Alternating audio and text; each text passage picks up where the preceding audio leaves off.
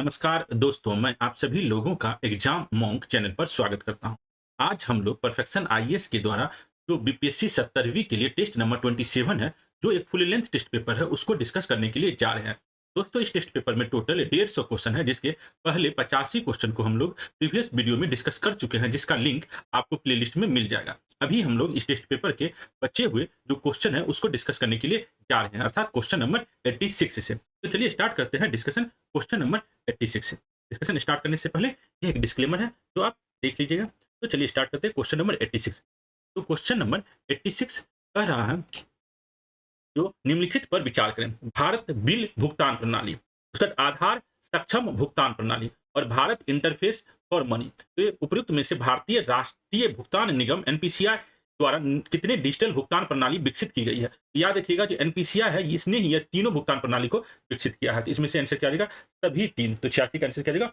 All three. उसके बाद home rule league आंदोलन के दौरान एनी बेसेंट की गिरफ्तारी के जवाब में निम्नलिखित में से किस व्यक्ति ने अपनी नाइटहुड की उपाधि त्याग दी थी? तो होम रूल लीग आंदोलन जो 1916 से 1918 तक हुआ था, उसमें एनी बेसेंट की गिरफ्तारी के खिलाफ में प्रोटेस्ट में किसने अपना नाइटहुड की उपाधि त्यागा था? तो यह है आपको एस सुब्रमण्यम अय्यर। आंसर क्या रहेगा? आपको ऑप्शन डी। उसके बाद है भारत के आधुनिक इतिहास के संदर्भ में निम्नलिखित सुधारों पर विचार करें। तो उड डिस्पैच, उड डिस्पैच आपको कब आया था? उड डिस्पैच मालूम है 1854 में आया था। विधवा पुनर्विवाह विधेयक का प्रारूपण, तो यह आपको कब किया गया था? तो लॉर्ड डलहौजी के द्वारा यह किया गया था। यह जब लॉर्ड डलहौजी यहाँ से जा रहा था, तो 1856 में। जब जो विडो रीमैरिज एक्ट है, यह कैनिंग के द्वारा पास किया जाता है, लेकिन जो प्रारूप है यह डलहौजी ही बनाकर जाता है। उसका ठगी का दमन, तो ठगी का दमन जो होता है आपको सेपरेशन ऑफ ठगीज, यह होता है 1836 से लेके 1848 के आसपास। तो इसमें कौन सा सुधार लॉर्ड डलहौजी के द्वारा किया गया था? इसमें से देखिए, लॉर्ड डलहौजी का टाइम पीरियड है 1848 से लेके 1856। तो वुड डिस्पैच 54 में आ रहा था इसके टाइम पीरियड में, और विधवा पुनर्विवाह विधेयक का प्रारूपण भी लॉर्ड डलहौजी के समय में आ रहा है। तो 1 और 2 जो है इसका आंसर रहेगा। तो इसका आंसर क्या रहेगा? ऑप्शन ए है। उसके बाद है डॉक्टर बी आर अम्बेडकर निम्नलिखित में से किस संगठन आंदोलन से जुड़े हुए थे? तो डॉक्टर बी आर अम्बेडकर जो है, आपको याद रखिएगा किससे जुड़े हुए हैं? तो अखिल भारतीय दलित वर्ग लीग। तो जो all India depressed class league है, यह आपको बाबू जगजीवन राम के द्वारा 1935 में बनाया गया था। इनके द्वारा बी आर अम्बेडकर के द्वारा जो बनाया गया था, उसका नाम था all India depressed class Congress. याद रखिएगा, all India depressed class Congress B R Ambedkar के द्वारा बनाया गया था। All India depressed class federation, यह आपको बी आर अम्बेडकर के द्वारा बनाया गया था, लेकिन लीग फेडरेशन आपको 1920 में बना था। तो याद रखिएगा, ये जो लीग है यह आपको बाबू जगजीवन राम के द्वारा बनाया गया था, जो प्रो कांग्रेस था। तो आपको इसका बी आर अम्बेडकर से कनेक्शन नहीं है। Training school for entrance of politics, राजनीति में प्रवेश के लिए प्रशिक्षण विद्यालय, तो यह आपको 1956 में बी आर अम्बेडकर ने स्टार्ट किया था। तो ये जो पहला है यह गलत है। दूसरा सही है, independent labour party. Independent labour party जो है आपको 1936 ईस्वी में आपको बी आर अम्बेडकर के द्वारा शुरू किया गया था। समाज समता संघ ये आपको बी आर अम्बेडकर के द्वारा 1927 में स्टार्ट किया गया। याद रखिएगा, इनके द्वारा जो स्टार्ट किया गया है, यहाँ पर 4 में से 3 है। राजनीति में प्रवेश के लिए प्रशिक्षण विद्यालय, उसके बाद स्वतंत्र श्रमिक पार्टी और समाज समता संघ। तो इसका आंसर क्या हो जाएगा इसमें से? 2, 3, 4। बी आर अम्बेडकर ने कौन सा न्यूज़पेपर स्टार्ट किया था, कब स्टार्ट किया था? यह आपको हमारे वीडियो के शॉर्ट्स में मिल जाएगा, आप वहां एक बार देख लीजिएगा। जो समता अखबार, जनता अखबार, मुकनायक अखबार, प्रबुद्ध भारत अखबार, तो यह सब है, यह बी आर अम्बेडकर ने कब स्टार्ट किया था। यह एक शॉर्ट्स है 1 मिनट का, तो आप एक बार चेक कर लीजिएगा। अगला है, इस कानून ने भारत के साथ व्यापार पर कंपनी के एकाधिकार को प्रतिबंधित कर दिया। इसने कंपनी को भारत में ब्रिटिश क्षेत्रों से 20 और वर्षों तक राजस्व एकत्र करने का अधिकार दिया। इसने भारत में ब्रिटिश क्षेत्रों के निवासियों के बीच पश्चिमी शिक्षा के प्रसार का प्रावधान किया। इसने ईसाई मिशनरी को अपने धर्म का प्रचार करने के लिए भारत आने की अनुमति दी। इस अधिनियम में पहली बार भारत में ब्रिटिश क्षेत्रों की संवैधानिक स्थिति को स्पष्ट रूप से परिभाषित किया। तो यह जो काम हुआ है, आपको ईसाई मिशनरी को भारत में आने का जो प्रावधान किया गया, यह है चार्टर एक्ट 1813। और इसी समय आपको ब्रिटिश ईस्ट इंडिया कंपनी का जो मोनोपोली 1600 से स्टार्ट हुआ था, यह आपको मोनोपोली आपको खत्म होता है 1813 ईस्वी में। पूरी तरीके से मोनोपोली 1833 में होता है, लेकिन मोनोपोली आपको खत्म होने का शुरुआत 1813 में हो जाता है। तो 90 नंबर क्वेश्चन का क्या आंसर होगा? तो ऑप्शन सी जो है इसका आंसर होगा। अगला क्वेश्चन है, उत्तरवर्ती चोल राजवंश के संदर्भ में निम्नलिखित कथनों पर विचार करें। मंदिरों की भूमि को कर से मुक्त कर दिया गया था। तो यह बात आपको सही है। उत्तरवर्ती चोल राजवंश जो विजयालय के द्वारा स्टार्ट हुआ था, उसके राजवंश में आपको मंदिरों की भूमि को कर से मुक्त कर दिया गया था, यह पॉइंट सही है। इस अवधि के दौरान देवदासी प्रथा पर प्रतिबंध लगा दिया गया था। तो याद रखिएगा, देवदासी प्रथा पर प्रतिबंध नहीं लगाया गया था, देवदासी प्रथा को बहुत बढ़ावा मिला था चोल राजवंश के दौरान। तो सेकंड पॉइंट जो है आपको गलत है, पहला जो है आपको सही है। इसमें पूछा कौन सा कथन सही है, तो आंसर आपका क्या होगा, ऑप्शन ए है। उसके बाद है निम्नलिखित युग्मों पर विचार करें। उदयपुर वन्य जीव अभ्यारण्य, तो उदयपुर वन्य जीव अभ्यारण्य जो है यह आपको कहां पर है, मोतिहारी में नहीं है, यह कहां पर है, बेतिया में है। यह आपको पश्चिमी चंपारण में है। यह उदयपुर वन्य जीव अभ्यारण्य कहां है, पश्चिमी चंपारण में है, तो यह बेतिया में पश्चिमी चंपारण। पूर्वी चंपारण में आपको मोतिहारी है, तो याद रखिएगा यह जो है मोतिहारी यहाँ पर गलत दिया गया, यहाँ पर क्या होना चाहिए आपको पश्चिमी चंपारण। तो पहला पॉइंट गलत है। बरेला झील पक्षी अभ्यारण्य यह वैशाली में, यह सही है। भीम बांध वन्य जीव अभ्यारण्य जो है यह मुंगेर में है। तो सेकंड और थर्ड इसमें सही है। कितने युग्म सही सुमेलित है, इसका आंसर क्या रहेगा, ऑप्शन केवल दो और सेकंड थर्ड जो है ये सही है। उसके बाद है शेर शाह सूरी के प्रशासन के बारे में निम्नलिखित में से कौन सा कथन सही है। उन्होंने सड़कों पर व्यापारियों को होने वाले किसी भी नुकसान के लिए स्थानीय ग्राम प्रधानों को जिम्मेदार ठहराया, यह पॉइंट सही है। उन्होंने एक उपकर लगाया जिसका उपयोग आपातकाल के समय किसानों की मदद के लिए किया जाता था। तो यह दोनों पॉइंट आपको शेर शाह सूरी के एडमिनिस्ट्रेशन से रिलेटेड पॉइंट सही है। इसमें पूछा कौन सा सही है, तो दोनों पॉइंट आपको सही है। तो इसका आंसर क्या रहेगा, ऑप्शन 93 का आपको ऑप्शन सी हो जाएगा। उसके बाद है सीतागढ़ा पहाड़ी भारत के निम्नलिखित में से किस राज्य में स्थित है। याद रखिएगा ये सीतागढ़ा पहाड़ी जो है यह आपको झारखंड में स्थित है। सीतागढ़ा पहाड़ी कहां पर है, झारखंड में है। उसके बाद है रेशम मार्ग इस साम्राज्य के मध्य एशिया के क्षेत्र से होकर गुजरता था। यह चीन और रोमन साम्राज्य के एशियाई प्रांतों से जुड़ा हुआ था। इस साम्राज्य ने इस मार्ग से गुजरने वाले कारवा पर टोल लगाया और रेशम मार्ग युग के दौरान बिचौलिए के रूप में काम किया। उन्होंने इस अवधि में दक्षिण पूर्व एशिया, चीन और मध्य एशिया के साथ व्यापारिक संबंध भी स्थापित किए। ऊपर दिए गए पैराग्राफ में निम्नलिखित में से किस साम्राज्य का वर्णन किया जा रहा है। तो यह जो वर्णन है यह आपको कुषाण साम्राज्य का है। याद रखिएगा जब भी सिल्क रूट की बात आती है तो हम लोग कुषाण साम्राज्य के बारे में याद रखते हैं। तो इसका 95 का क्या आंसर होगा, आपको 95 का ऑप्शन बी होगा। उसके बाद है गोलान हाइट सीरिया के दक्षिण पश्चिमी कोने में एक राजनीतिक बेसाल्टिक पठार है। तो गोलान हाइट जो है यह आपको सीरिया के दक्षिण पश्चिमी कोने में एक बेसाल्टिक पठार है। गोलान हाइट को अंतर्राष्ट्रीय कानून और संयुक्त राष्ट्र सुरक्षा परिषद के प्रस्तावों के तहत अधिकृत क्षेत्र माना जाता है। तो यह दोनों जो है पॉइंट सही है। इजराइल के बारे में न्यूज जब भी आता है तो गोलान हाइट भी इजराइल के साथ ही कनेक्टेड रहता है, तो गोलान हाइट भी न्यूज में रहता है। तो दोनों पॉइंट आपको गोलान हाइट से रिलेटेड सही है। इसका आंसर क्या रहेगा, ऑप्शन सी है। निम्नलिखित में से किस मौर्य साम्राज्य की महत्वपूर्ण जानकारी के स्रोत के रूप में माना जाता है। तो मौर्य साम्राज्य का जो जानकारी हमें कहां से मिलता है, तो महावंश से मिलता है, दिव्याबादन से मिलता है, दिव्य वंश, यह तीनों जो है आपको बुद्धिस्ट है, बुद्धिस्ट ग्रंथ है। पुराण आपको हिंदू सनातन धर्म से बिलोंग करता है, तो पुराण। तो चारों जो ग्रंथ है यहाँ से हमको मौर्य साम्राज्य के बारे में इंफॉर्मेशन पता चलता है। तो इसका आंसर क्या रहेगा, ऑप्शन डी हो जाएगा। उसके बाद है निम्नलिखित में से किसी ने जैन धर्म को संरक्षण दिया था। तो जैन धर्म का संरक्षण जो आपको उड़ीसा का जो राजा था, राजा खारवेल भी ने भी दिया था। चंद्रगुप्त मौर्य भी जैन धर्म को अपनाया था और आपको जैन मुनि की तरह अपने शरीर का त्याग किया। पुष्यमित्र शुंग जो है यह आपको हिंदू धर्म का था, इसने अश्वमेध यज्ञ किया था। तो याद रखिएगा जैन धर्म के लिए आपको जो बढ़ावा दिया चंद्रगुप्त मौर्य और राजा खारवेल, पुष्यमित्र शुंग ने नहीं बढ़ावा दिया है। इसका आंसर क्या रहेगा, 1 और 2। आंसर क्या रहेगा इसका 98 का ऑप्शन ये हो जाएगा। उसके बाद है लिक्विडिटी ट्रैप रेफर्स टू, तरलता जाल शब्दों का तात्पर्य क्या है। इकोनॉमिक्स का क्वेश्चन है। यह आपको तरल लिक्विडिटी ट्रैप एक सिचुएशन होता है, ऐसी स्थिति जहां मौद्रिक नीति अप्रभावी हो जाता है क्योंकि ब्याज दरें पहले से बहुत कम है। तो यह लिक्विडिटी ट्रैप है। यह आपको जापान समय देखने को मिलता है जहां पर आपको इंटरेस्ट रेट इतना कम है, जो आरबीआई जो वहां का सेंट्रल बैंक है वह आपको इंटरेस्ट रेट चेंज करके मार्केट में मॉनेटरी पॉलिसी को रेगुलेट नहीं किया जा सकता। तो यह याद रखिएगा, यह है तरलता जाल लिक्विडिटी ट्रैप। आंसर क्या रहेगा, ऑप्शन ए। उसके बाद है वर्ष 1912 के संदर्भ में भारत में स्वतंत्रता आंदोलन के इतिहास के बारे में निम्नलिखित कथनों पर विचार करें। बिहार को बंगाल से अलग करके एक अलग प्रांत बनाया गया। तो यह सही है। उस समय इसका नाम क्या था, बिहार और उड़ीसा प्रोविंस। तो यह पॉइंट सही है। भारतीय राष्ट्रीय कांग्रेस का 27वां अधिवेशन पटना के बांकीपुर में आयोजित किया गया था। तो यह भी सही है, 1912 में। उसका सत्येंद्र प्रसाद सिन्हा बिहार और उड़ीसा के पहले राज्यपाल बने। तो ये सत्येंद्र प्रसाद सिन्हा जो है आपको बिहार और उड़ीसा के पहले राज्यपाल कब बनते हैं, तो 1920 ईस्वी में बनते, 1912 में नहीं बनते। तो थर्ड पॉइंट आपको गलत है। 1 और 2 जो है यह आपको सही है। तो 100 नंबर क्वेश्चन का क्या आंसर हो जाएगा, ऑप्शन ए हो जाएगा। उसके बाद है बिहार की निम्नलिखित में से किस महिला स्वतंत्रता सेनानी ने असहयोग आंदोलन के दौरान चरखा समिति का आयोजन किया था। तो यह किया था उर्मिला दास ने। याद रखिएगा चितरंजन दास, सीआर दास की यह बहन थी उर्मिला दास। इसने ही आपको बिहार में क्या किया था, महिला चरखा समिति का आयोजन किया था। तो याद रखिए इसका आंसर क्या रहेगा, उर्मिला दास, चितरंजन दास सीआर दास की बहन थी। 101 का आंसर क्या जाएगा, ऑप्शन ए हो जाएगा। उसके बाद अगला क्वेश्चन है, बिहार के कृषि अनुसंधान संस्थान ने विशेषताओं के आधार पर बिहार की मिट्टी को 3 श्रेणी में विभाजित किया है। बिहार के उत्तरी मैदान में आमतौर पर निम्नलिखित में से किस प्रकार की मिट्टी पाई जाती है। तो याद रखिएगा पिडमोंट दलदली मिट्टी जो है आपको पश्चिमी चंपारण में मिलती है, तो यह आपको उत्तरी बिहार की मिट्टी है। तराई की मिट्टी जो है नेपाल और बिहार के बाउंड्री पर मिलता है, तो यह भी आपको उत्तरी बिहार की मिट्टी है। ताल मिट्टी जो है आपको दक्षिणी बिहार की मिट्टी है, जो गंगा के एकदम दक्षिण में मिलता है, एकदम सटा हुआ, जो आपको बारिश के महीने में यह मिट्टी जो है पानी से भरा होता है। तो ताल मिट्टी बिहार के दक्षिणी बिहार की मिट्टी है। बलथर मिट्टी जो है यह आपको बिहार में दक्षिणी बिहार के जो पूर्वी जगह है, अर्थात आपको साउथ ईस्ट में आपको बलथर मिट्टी मिलता है। तो बलथर मिट्टी आपको दक्षिणी बिहार की मिट्टी है, बल सुंदरी आपको उत्तरी बिहार की मिट्टी है। याद रखिएगा इसमें 1 और 2 जो है आपको उत्तरी बिहार की मिट्टी है, तो इसका आंसर क्या हो जाएगा 100 नंबर का ऑप्शन ए हो जाएगा। 102 का जो आंसर है आपको क्या आंसर हो जाएगा, आपको ऑप्शन ए हो जाएगा। उसके बाद है नेपाल में महाभारत पर्वत श्रृंखला से गुजर निकलती है। नदी की कुल लंबाई 328 किलोमीटर है, जिसमें 208 किलोमीटर नेपाल में और शेष 120 किलोमीटर बिहार में है। बिहार में इस नदी का जल ग्रहण क्षेत्र 4488 वर्ग किलोमीटर है। बिहार में लगभग 120 किलोमीटर बहने के बाद यह वितरिकाएं बनाती है। इसकी मुख्य धाराएं सहायक धाराएं धौरी, सोनी और त्रिशुला है। ऊपर दिए गए पैराग्राफ में निम्नलिखित में से किस नदी का वर्णन किया गया है। तो यह जो है आपको कमला बलान नदी के बारे में दिया गया है। याद रखिएगा कमला बलान नदी जो है इसका जो टोटल लेंथ है यह कितना है, यह 328 किलोमीटर है। उसमें बिहार में आपको कितना है, तो 120 किलोमीटर है। बागमती का लेंथ कितना है यहाँ पर देख लीजिए, तो बागमती का जो लेंथ है यह 589 किलोमीटर है, जिसमें बिहार आपको 394 है। महानंदा का लेंथ कितना है, टोटल आपको 360 है। तो यहाँ पर जो लेंथ के अनुसार दिया गया है यह कौन सा है, आपको कमला बलान है। आंसर क्या हो जाएगा इसका, आपको ऑप्शन बी हो जाएगा 103 का। उसके बाद निम्नलिखित में से कौन सा देश उत्तरी अफ्रीका के मेघरेब क्षेत्र का हिस्सा है। तो याद रखिएगा जो आपको अफ्रीका का जो मेडिटेरियन सी बाउंड्री टच करने वाला जो कंट्री है, जो नॉर्दर्न अफ्रीका का कंट्री है, उस कंट्री को यूरोपियन कंट्री के द्वारा मेघरेब रीजन के नाम से जाना जाता है। इसमें से देखिए इजिप्ट जो है यह नहीं है, तुनिसिया, अल्जीरिया, मोरक्को यह आपको है मेघरेब कंट्री के रूप में जाना जाता है। इजिप्ट को नहीं जाना जाता, तो अल्जीरिया, मोरक्को, तुनिसिया इसमें से है।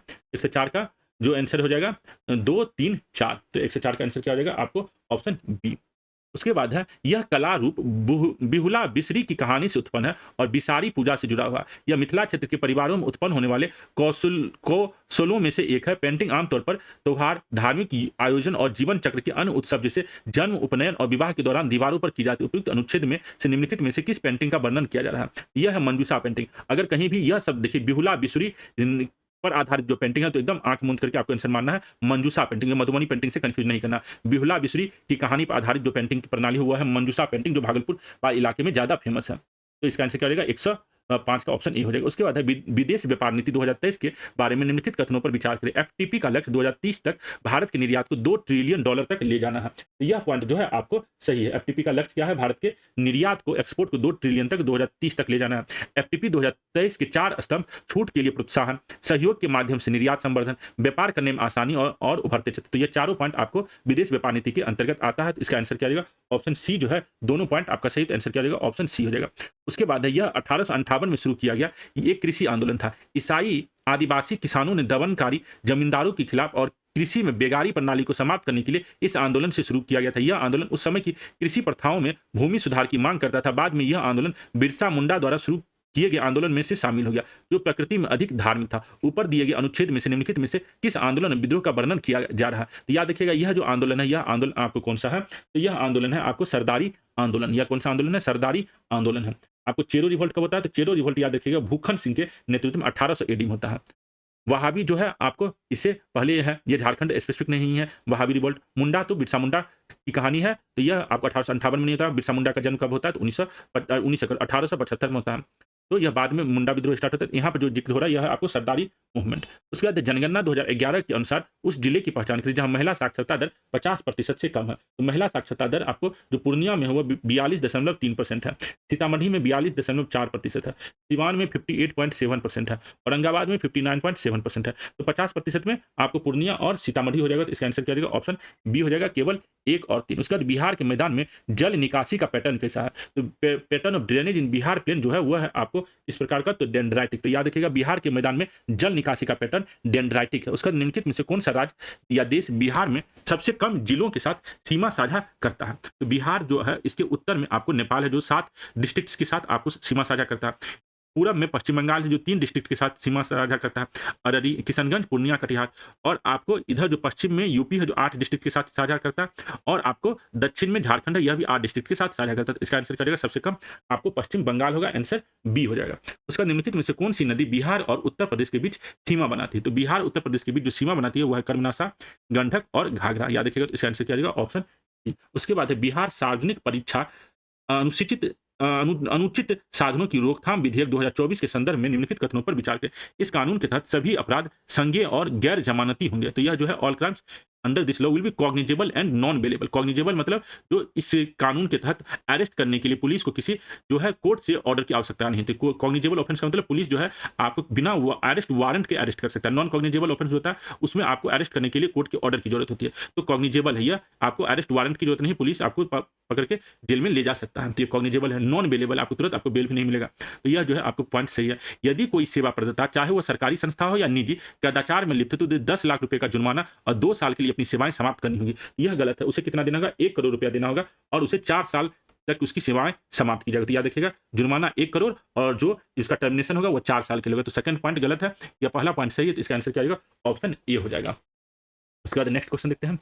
नेक्स्ट क्वेश्चन है 97th अकादमी पुरस्कार 2025 के लिए आधिकारिक प्रविष्टि के रूप में किस भारतीय फिल्म का चयन किया गया है? तो 97th अकादमी ऑस्कर के लिए आपको लापता लेडीज को चयन किया गया है, याद रखिएगा। उसके बाद है भारतीय वायुसेना के 28वें प्रमुख के रूप में किसे नियुक्त किया गया है? तो भारतीय वायुसेना के 28वें प्रमुख के रूप में अमरप्रीत सिंह को नियुक्त किया गया है। आंसर क्या रहेगा? Option A.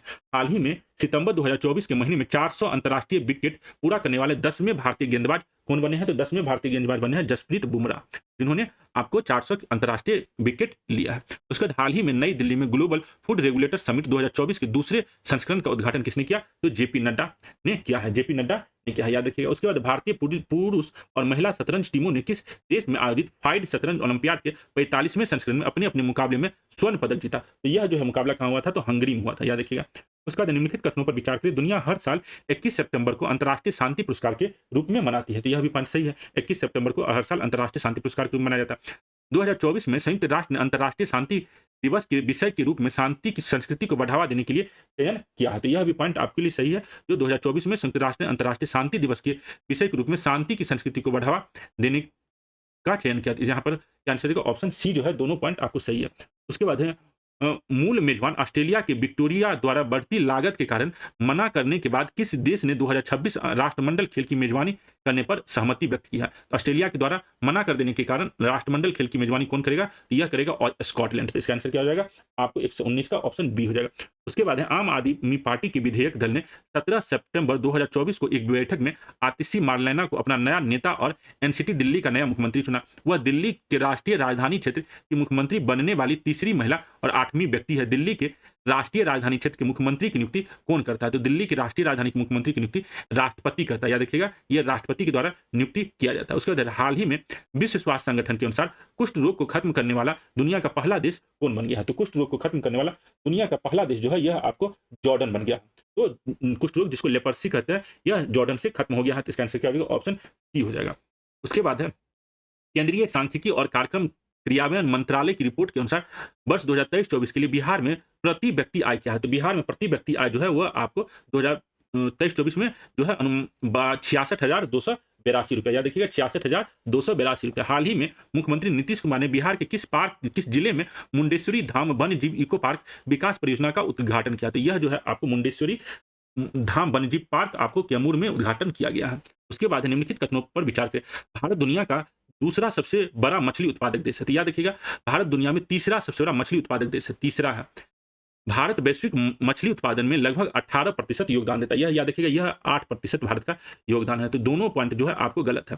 इसका आंसर क्या होगा? कौन सा कथन सही है? तो ऑप्शन डी इसका आंसर होना चाहिए। लेकिन परफेक्शन आईएएस जो है आपको भारत को मानता है मछली उत्पादन में दूसरा स्थान है। तो यह गलत है। आप एक बार गूगल करके चेक कीजिएगा तो आपको पता चलेगा जो भारत का स्थान तीसरा है। मेरे अनुसार तो इसका आंसर जो है डी होना चाहिए। लेकिन परफेक्शन आईएएस इसको 1 को सही मान रहा है। तो देख लीजिएगा, आप एक बार गूगल चेक कर लीजिएगा। उसका यूनाइटेड किंगडम के एनएचएस ब्लड एंड ट्रांसप्लांट और यूनिवर्सिटी ऑफ ब्रिसेल के वैज्ञानिक की एक टीम ने एक नए ब्लड ग्रुप की खोज की है। उसका नाम क्या है? तो नए ब्लड ग्रुप जिसका खोज किया गया उस ब्लड ग्रुप का नाम है MAL। उसके बाद हाल ही में फ्रांस में कौशल विकास पदक किसने जीता है? तो स्किल डेवलपमेंट मेडल जो है फ्रांस में किसने जीता? तो यह राजेश शर्मा ने जीता। उसके बाद हाल ही में भारतीय प्रधानमंत्री नरेंद्र मोदी ने देश के पहले वंदे मेट्रो ट्रेन को हरी झंडी दिखाई है। तो यह वंदे मेट्रो ट्रेन जिसको नमो भारत रैपिड रेल कहते हैं, यह कहाँ स्टार्ट हुआ? तो गुजरात में भुज से अहमदाबाद। कब? तो 16 सितंबर 2024 को। आंसर क्या रहेगा? इसका ऑप्शन ए। तो निम्नलिखित कथनों पर विचार करें। भारत की पहली बांस टिश्यू कल्चर लैब पटना में खोला गया है। तो यह आपको पटना में नहीं, बांस टिश्यू कल्चर लैब आपको भागलपुर में खोला गया। याद रखिएगा, बांस टिश्यू कल्चर लैब भागलपुर में खोला गया, पटना में नहीं। अंतर्राष्ट्रीय बांस दिवस हर साल 18 अगस्त को मनाया जाता है। तो अंतर्राष्ट्रीय बांस दिवस जो है अंतर्राष्ट्रीय बम्बू डे, यह आपको 18 सितंबर को मनाया जाता है, अगस्त में नहीं। आंसर क्या रहेगा? 18 सितंबर। तो दोनों गलत है। इसमें से कौन सा गलत है? तो ऑप्शन 1 और 2 जो है यह दोनों आपको गलत है। निम्नलिखित कथनों पर विचार करें। तो प्रधानमंत्री, विपक्ष के नेता और लोकसभा अध्यक्ष मुख्य चुनाव आयुक्त की नियुक्ति के लिए चयन समिति में उपयुक्त में से कौन शामिल है? तो नया जो नियम बना है इलेक्शन कमीशन को अपॉइंट करने के लिए, जो सिलेक्शन कमेटी बनता है उसमें प्रधानमंत्री होते हैं, लीडर ऑफ अपोजिशन होता है और कोई एक यूनियन कैबिनेट मिनिस्टर होता है। लोकसभा के अध्यक्ष नहीं होते, लोकसभा स्पीकर नहीं। तीसरा व्यक्ति कौन है? कोई भी यूनियन कैबिनेट मिनिस्टर। तो 1 और 2 सही है, थर्ड जो है आपको गलत है। इसका आंसर क्या हो जाएगा, कौन सा शामिल है? तो ऑप्शन ए हो जाएगा। उसके बाद है क्रिस्पर कैस 9 शब्द का उल्लेख कभी कभी मीडिया में किसके संदर्भ में किया जाता है? तो यह क्वेश्चन आपको यूपीएससी एक बार पूछ चुका है। यह क्रिस्पर कैस 9 जो है यह आपको जीनोम एडिटिंग का टूल है। तो क्रिस्पर कैस 9 जो है जीनोम एडिटिंग टूल के रूप में मीडिया में न्यूज में आता है। 130 का आंसर क्या जाएगा? ऑप्शन सी हो जाएगा। उसके बाद निम्नलिखित में से कौन सा संदर्भ क्यूबिट शब्द का उल्लेख करता है? तो क्यूबिट जो है क्वांटम बिट, तो क्वांटम बिट जो है क्वांटम कंप्यूटिंग से रिलेटेड टर्म है। इसका आंसर क्या जाएगा? ऑप्शन डी हो जाएगा। उसके बाद है किस राज्य ने प्रधानमंत्री स्वनिधि योजना में सर्वश्रेष्ठ प्रदर्शन करने वाले राज्य की श्रेणी में पहला स्थान प्राप्त किया है? तो यह जो राज्य है आपको मध्य प्रदेश है। याद रखिएगा, प्रधानमंत्री स्वनिधि योजना में मध्य प्रदेश ने आपको पहला स्थान प्राप्त किया। तो आंसर क्या रहेगा? ऑप्शन सी।